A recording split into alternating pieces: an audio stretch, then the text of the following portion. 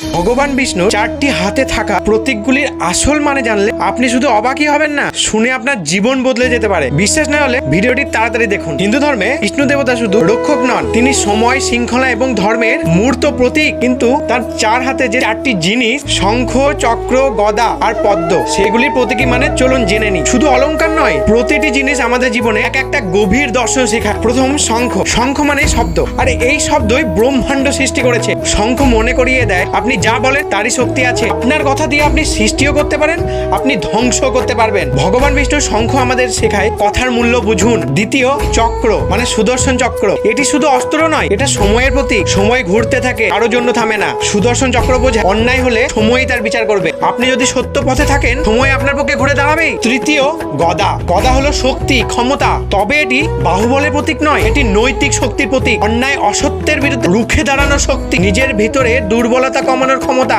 চতুর্থ পদ্ম বা কোমল ফুল। পদ্ম ফুল কাদা জলেও ফোটে, কিন্তু কখনো নিজেকে অপবিত্র হতে দেয় না। এই ফুল আমাদের শেখায় কি করে জীবন কাদা হলেও আপনি পবিত্র থাকতে পারে। কমলের মতো হন, পরিস্থিতির চেয়ে বড়, পরিবেশের চেয়ে ঊর্ধ্বে। এই চারটি প্রতীক আমাদের জীবনে চারটি মূল দিককে বোঝায়। শঙ্খ মানে কথা, চক্র মানে সময়, গদা শক্তি, আর পদ্ম চরিত্র।